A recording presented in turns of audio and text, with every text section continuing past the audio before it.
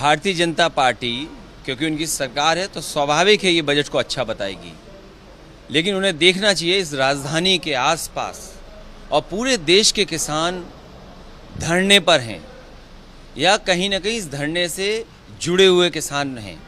आखिरकार इस बजट ने उन तमाम किसानों के लिए क्या दिया है जो बैठ करके एमएसपी मांग रहे हैं, और वही भारतीय जनता पार्टी जो हमेशा ये कहती रही कि हम आय दोगुनी करेंगे। क्या इस बजट के माध्यम से किसानों की आय दोगुनी हो रही है?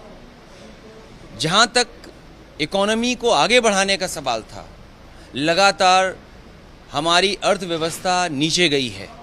जब से नोटबंदी हुई अर्थव्यवस्था को धक्का लगा, उससे ज़्यादा धक्का लगा जीएसटी को लागू करने से। बाद में कोविड आ गया।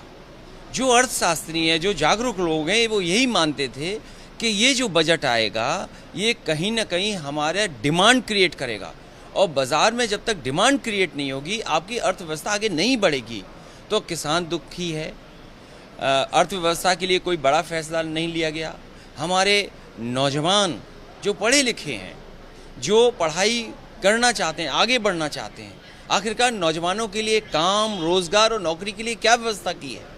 क्या रोज़गार मिल जाएगा? ये तमाम जो बड़े बड़े वादे किए गए हैं उन्हीं प्रदेशों में किए गए हैं जिन प्रदेशों में चुनाव है।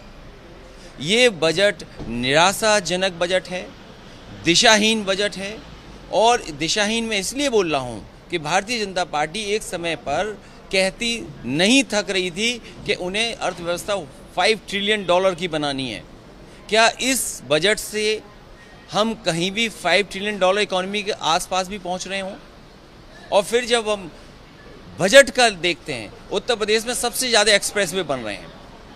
वहाँ के मुख्यमंत्री लगातार ये कोशिश कर रहे हैं कि देश में सबसे ज़्यादा एक्सप्रेसवे बने। तमाम एक्सप्रेसवे जो प्रधानमंत्री जी ने शिलान्यास किए, क्या समय से पूरे हो जाएंगे?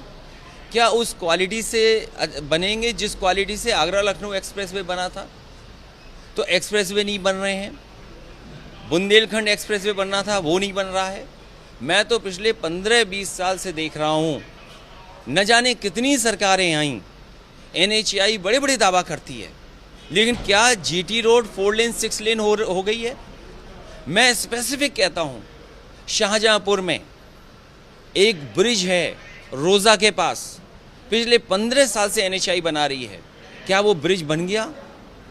आजमगढ़ में जो एनएचएआई की सड़क है, दावा तो ये करते हैं कि हम हवाई जहाज उतार देंगे, हम हवाई जहाज उतारने वाली सड़क बनाएंगे।